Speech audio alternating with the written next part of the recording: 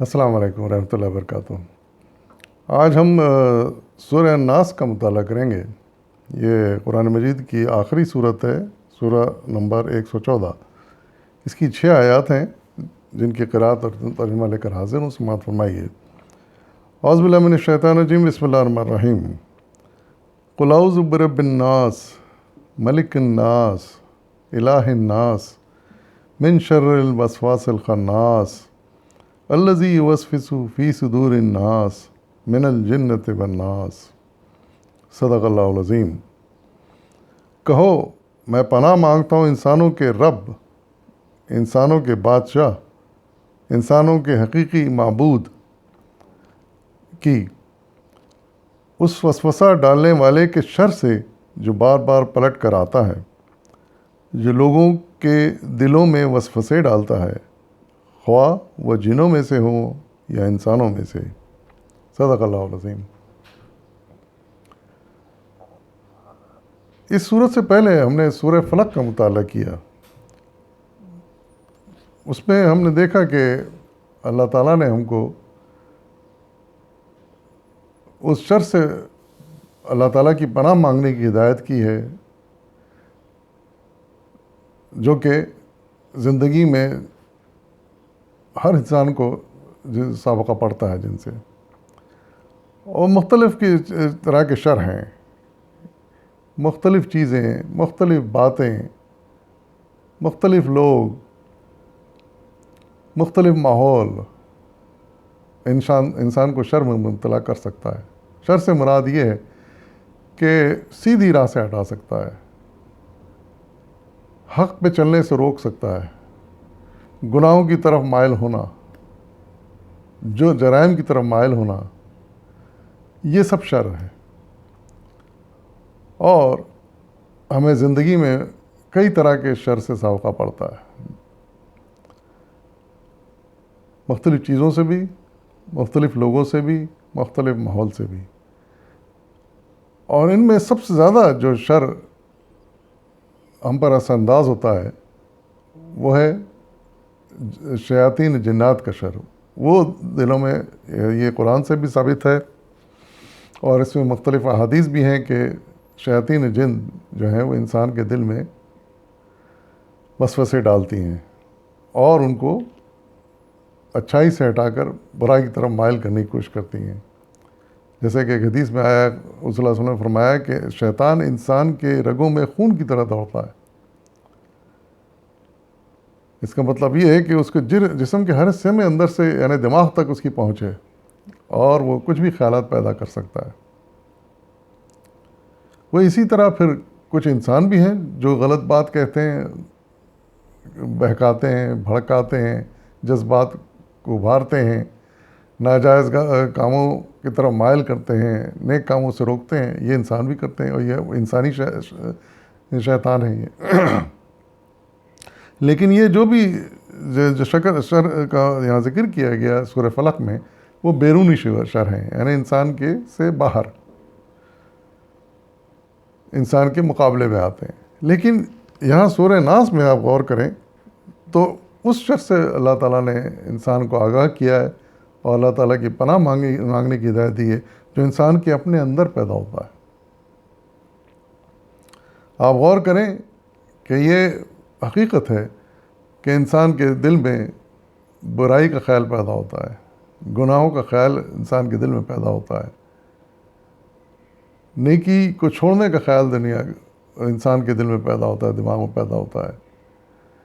تو یہ یقیناً اس میں شیاطین جن کا بڑا دخل ہوتا ہے، جیسا کہ حدیث میں بھی آیا، وہ ہمارے اوپر اثر انداز ہوتے ہیں، ہمارے خیالات کو بدلتے ہیں، خیالات کو بہکاتے ہیں، لیکن ساتھ ساتھ ہمارے اپنے جذبات، انسانی خواہشات بھی جو ہوتی ہیں، جو ہمارے اندر سے اٹھتی ہیں، ایک فطری چیز ہے، تو وہ بھی شر کا باعث بنتے ہیں۔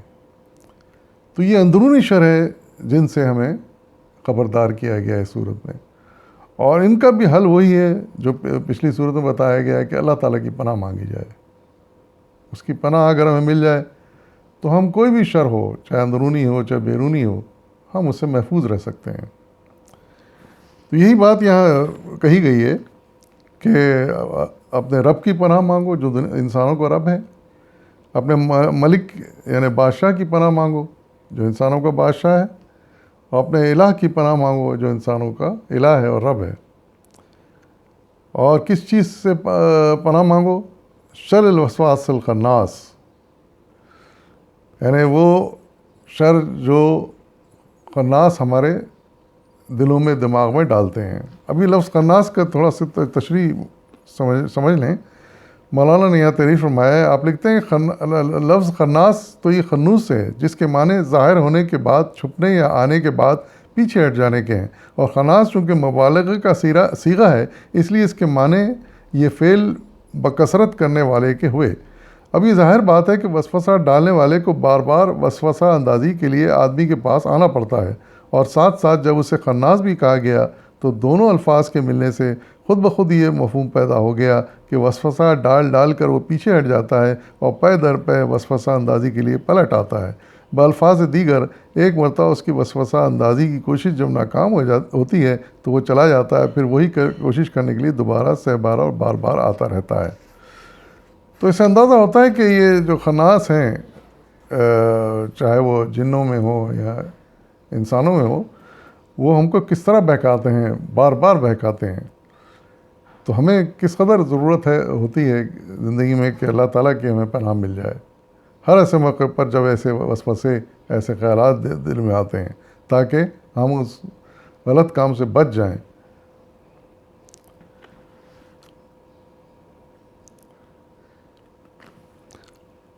پھر دوسری بات یہ کہ اس بات کی بھی مولانا نے مزید وضاحت کی ہے کہ جو وسوسہ ہے یہ جس سے شر پیدا ہوتا ہے یہ باہر سے ہی نہیں، جیسے کہ سورہ فلق میں مختلف چیزیں بتائی گئیں، بلکہ اندر سے بھی پیدا ہوتا ہے انسان کے۔ اس سلسلے میں مولانا بڑی اچھی تشریح لکھتے ہیں۔ آپ لکھتے ہیں اس سلسلے میں ایک اور بات بھی نگاہ میں رہنی چاہیے، وہی کہ انسان کے دل میں وسوسہ اندازی صرف باہر سے شیاطین جن و انس ہی نہیں کرتے، بلکہ اندر سے خود انسان کا اپنا نفس بھی کرتا ہے۔ اس کے اپنے غلط نظریات اس کی عقل کو گمراہ کرتے ہیں، اس کی اپنی ناجائز اغراض و خواہشات اس کی قوت تمیز، قوت ارادی اور قوت فیصلہ کو بدراہ کرتی ہیں، اور باہر کے شیاطین ہی نہیں، انسان کے اندر اس کے اپنے نفس کا شیطان بھی اس کو بہکاتا ہے۔ یہی بات ہے جو قرآن میں ایک جگہ فرمائی گئی ہے، وَنَعْلَمُ مَا تُوَسْوِسُ بِهِ نَفْسُهُ، اور ہم اس سورہ قاف کی آیت نمبر 16 ہے، اور ہم اس کے اپنے نفس سے ابھرنے والے وسوسوں کو جانتے ہیں۔ پھر آگے لکھتے ہیں، آپ کے اسی بنا پر رسول اللہ علیہ وسلم نے اپنی مشہور خطبہ مسنونہ میں فرمایا، نعوذ باللہ من شرور انفسنا، ہم اللہ کی پناہ مانگتے ہیں اپنے نفس کی شرارتوں سے۔ یعنی اس سے ثابت ہوتا ہے کہ ہمارا نفس بھی شرارت کرتا ہے اور شر پر اکساتا ہے۔ اور پھر بڑے خوبصورت انداز میں رسول اللہ علیہ وسلم نے اس شر سے بچنے کی تاکید کی ہے۔ ایک حدیث سے مولانا نے آخر میں تحریر فرمائی ہے۔ آپ لکھتے ہیں، امام احمد، نسائی، ابن حبان حضرت ابوذر کی روایت نقل کرتے ہیں کہ میں نبی صلی اللہ علیہ وسلم کی خدمت میں حاضر ہوا، آپ مسجد میں تشریف فرما تھے۔ فرمایا، ابوذر تم نے نماز پڑھی؟ میں نے عرض کیا نہیں۔ فرمایا، اٹھو نماز پڑھو۔ چنانچہ میں نے نماز پڑھی، پھر آ کر بیٹھ گیا۔ حضور نے فرمایا، یا ابوذر تعوذ باللہ من شر شیاطین الانس والجن، اے ابوذر شیاطین انس اور شیاطین جن کے شر سے اللہ کی پناہ مانگو۔ میں نے عرض کیا، یا رسول اللہ کیا انسانوں میں بھی شیطان ہوتے ہیں؟ فرمایا ہاں۔ تو ان آیات سے اور ان حدیثوں سے بھی ہمیں اندازہ ہوتا ہے کہ شر کتنی اہمیت رکھتا ہے انسان کی زندگی میں، اور اس سے بچنے کی کتنی ضرورت ہے انسان کو۔ بعض اوقات ہر قدم پہ ہمیں بچنے کی ضرورت ہوتی ہے۔ وہ اس لیے جیسا کہ خناس کا تشریح مولانا فرمایا کہ پلٹ پلٹ کر آتا ہے شر، اور حقیقت ہے کہ ایسے خیالات یہ نہیں کہ ایک مرتبہ آگے اور چلے گئے، نہیں، وہ بار بار آتے ہیں۔ تو اس لیے بار بار انسان کو چاہیے کہ اللہ کی پناہ مانگے۔ اور حضور صلی اللہ علیہ وسلم تو خاص طور سے اہتمام کرتے تھے، یہ دونوں صورتیں جو ہیں، سورہ فلق اور سورہ ناس، ان کو معوذتین کہتے ہیں۔ معوذتین ان کا نام ہے، مجموعی نام۔ تو رسول اللہ علیہ وسلم ان صورتوں کو دہرایا کرتے تھے، نماز میں بار بار دہرایا کرتے تھے، اور ہمیں بھی چاہیے کہ ہم اس کو نماز میں ہی پڑھیں، اور ویسے بھی ان کو پڑھتے رہیں، کیونکہ یہ ہر وقت ہماری شر سے حفاظت کر سکتی ہیں صورتیں۔ اللہ تعالیٰ ہمیں ہر قسم کے شر سے محفوظ رکھے اور اپنے نیکی کے اور حق کے راستے پر ڈٹے رہنے کی توفیق عطا فرمائے۔ وآخر دعوانا والحمد للہ رب العالمین۔ تو آج سے الحمدللہ اللہ تعالیٰ کا فضل و کرم احسان ہے کہ میں کام پورا کر پایا، یہ کام تکمیل کو پہنچا، اور پورے قرآن کا تقریباً یہ ترجمہ اور کچھ تشریح جو مجھ سے ممکن ہو سکی میں نے پیش کی، اور زیادہ سے زیادہ مولانا سید ابوالعلا مودود کی تفہیم سے بھی مدد لی، اور باہر سے بھی جو مدد مجھے مل سکتی تھی میں نے لی، اور آپ کی خدمت میں یہ چیزیں پیش کی ہیں۔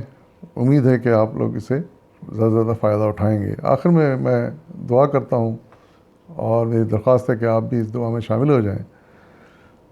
اعوذ باللہ من الشیطان الرجیم، بسم اللہ الرحمن الرحیم۔ یا اللہ، یا رب السماوات والارض، یا رب الناس، یا ملک الناس، یا الہ الناس، مجھے ناچیز نے یہ کوشش کی ہے کہ آپ کے عظیم کلام کو خود بھی سمجھوں اور دوسروں تک بھی اس کا فہم پہنچاؤں، اور اس سلسلے میں نے سید مولانا ابوالعلا مودودی مرحوم کی تفہیم القرآن سے مدد لی ہے، اور انہی کا ترجمہ اپنی آواز میں پیش کیا ہے، اور بڑی مجھے اس سے مدد ملی ہے مجھے اس کام میں، تو ان کے درجات بلند فرما، اور ان کی تمام نیکیوں کو قبول فرما پروردگار۔ اور